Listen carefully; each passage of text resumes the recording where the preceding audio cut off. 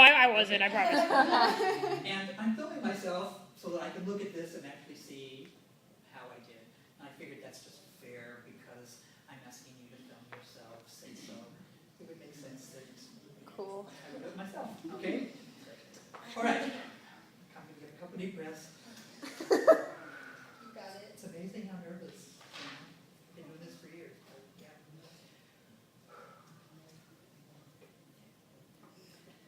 My enemy is complacency.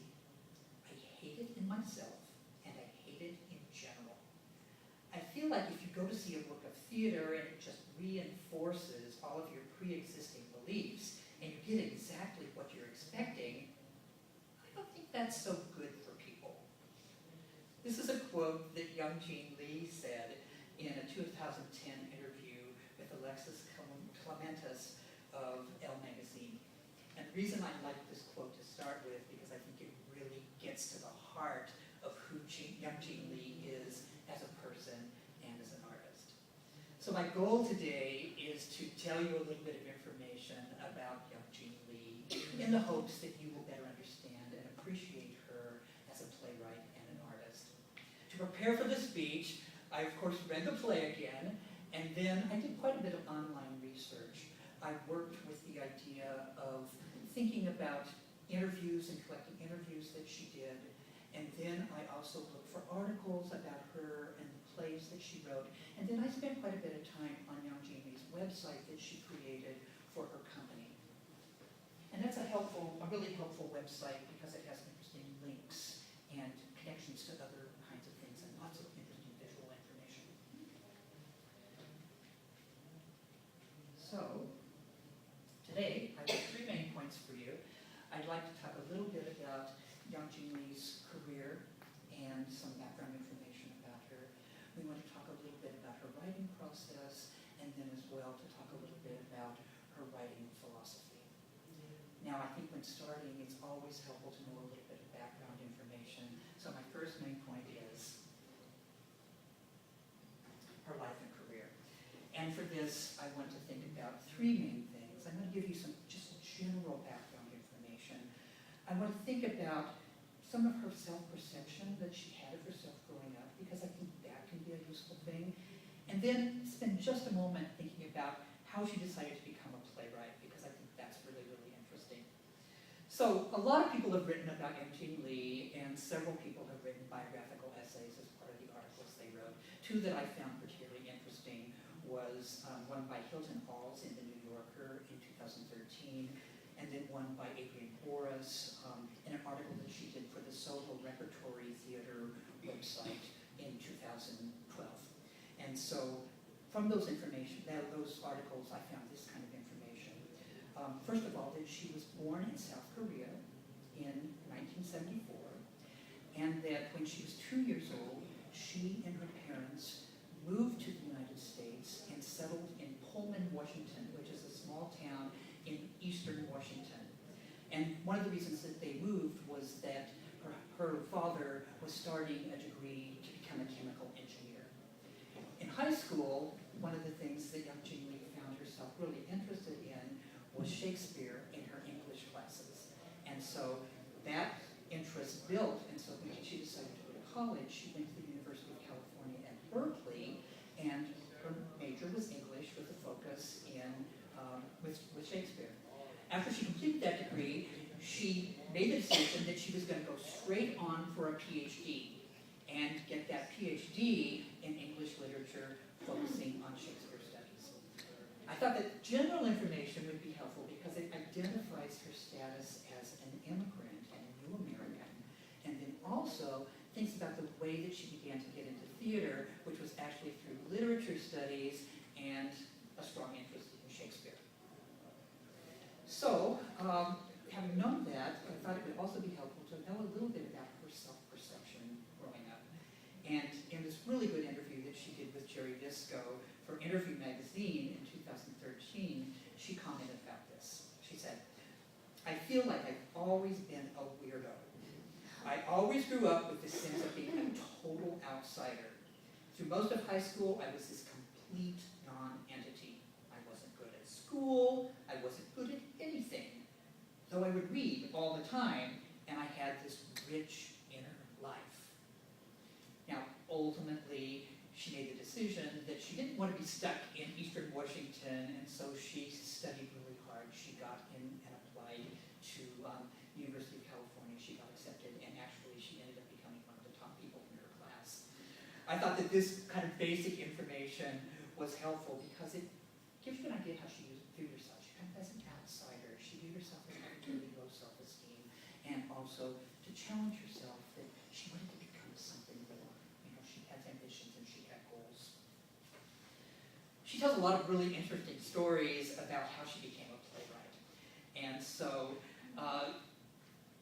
how did she get from being an academic to becoming a playwright and becoming an artist? And one of the interesting things has happened with her therapy sessions, because she was really unhappy and just miserable doing her PhD studies, and so she began seeing a therapist, and the therapist was asking questions including, well, what is it that you would really like to do? And one day she just blurted out, I want to be a playwright. So they began exploring that. She continued in therapy. She ended up dropping out of the PhD program.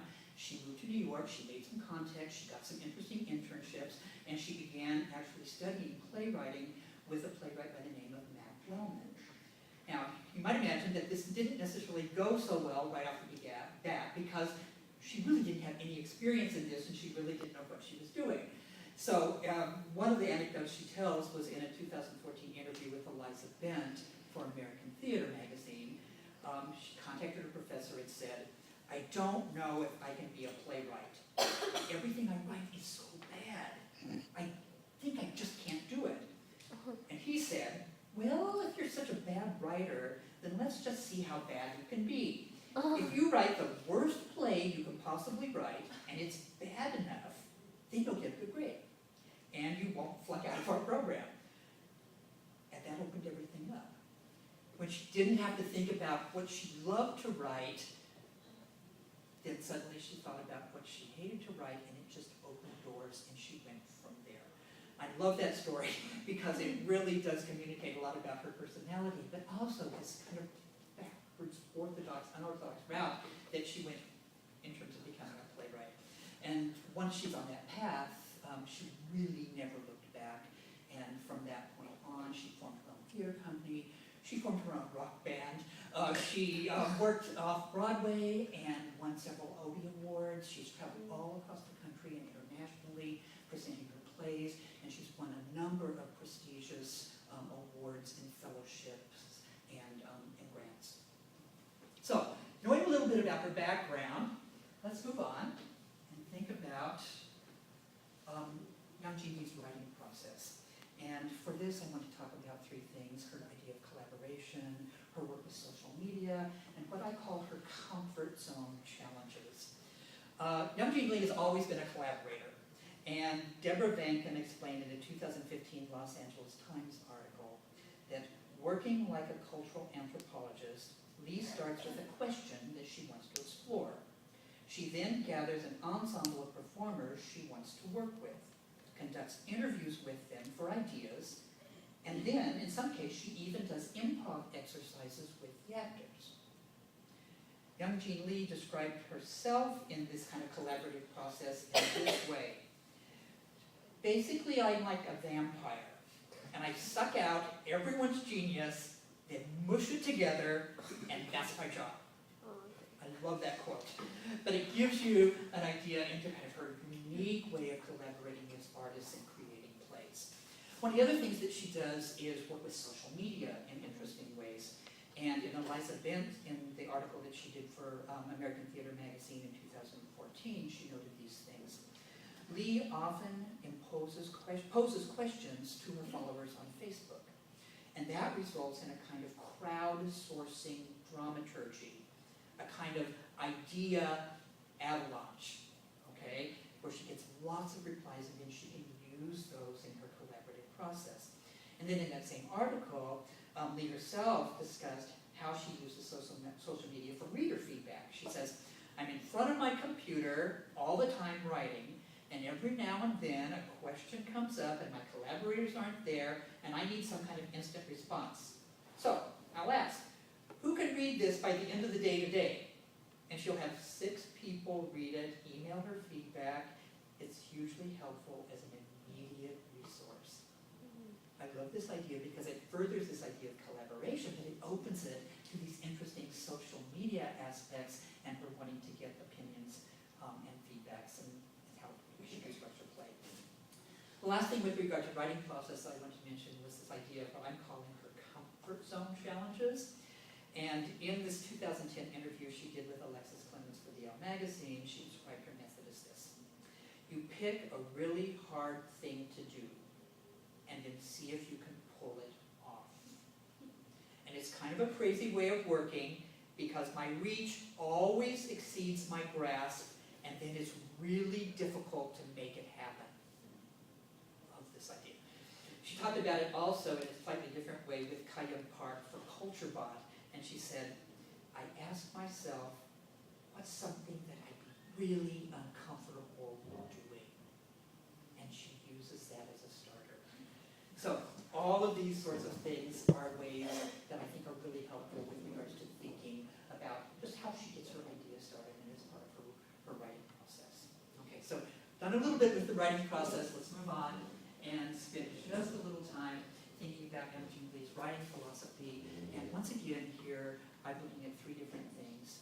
I like her philosophy on failure, her idea about creating traps for herself, and also her concept of destroying the audience. Okay? So, in this 2008 interview that she did with Richard Maxwell for Bomb magazine, she said, failure is basically my whole MO in everything, not just theater. Definitely in the process of making a show, all of it is about for me failing over and over and over again. In the interview with Elizabeth Bench, she elaborates on this and says, for me, during most of the process, most of what I'm writing is shit. But it's like, we have to go through that in order to get to where we want to go. 90% of the progress is just sucking and failing. But there's always this forward momentum, and that's why failure is so essential. We couldn't do it without that part. I love those quotes because she talks about something that playwrights don't want to talk about, which is the possibility of failure, and yet for Imogen Lee, it's an essential part of the way that she views her artistic process. Okay. She also talks about this idea of creating traps, and she articulated this really nicely in a 2014 article with Carly Maga for The Guardian. And Maga described it like this. These plays are a conversation with herself that provoke and betray her own hypocrisies. As a result, she says, I trap the audience as well into confronting their own. I love this idea that she is working with this idea of creating traps. And if she can do that for herself, she can also possibly engage the audience. Now finally onto that interesting thing, destroying the audience, right? And it's interesting that that's actually the motto of her theater company. And they have great t-shirts and everything that are printed, destroy the audience, right? Okay, now it seems really extreme, but it's really a simple concept, and it's actually related to that opening quote that I had about complacency. So in the Eliza Brent article, she talks about it and says, what I'm going for with every show is to get in the way of the audience's self-complacency, or to put a little piece of gravel into their brains that irritates them. That's my goal with every show, and that's what destroying the audience is all about. So it's this interesting thing of actively engaging the audience, and yet she's very aware of this idea of the risk, and she doesn't want to turn the audience off, shut them down, or get them so that they just kind of dismiss her ideas. And so she's got to work with this idea of destroying.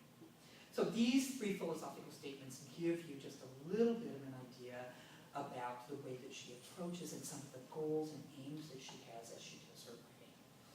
So, in conclusion,